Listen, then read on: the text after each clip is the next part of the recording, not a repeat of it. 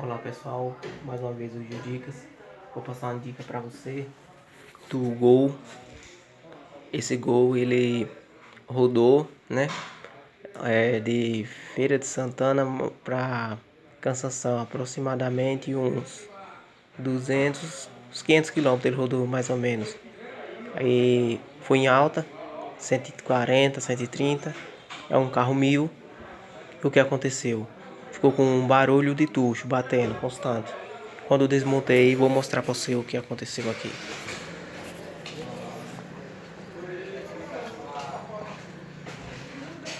Estourou, soltei o eixo, desmontou aqui um balancinho. O balancinho desmontou. Aí, ó, desmontou o balancinho.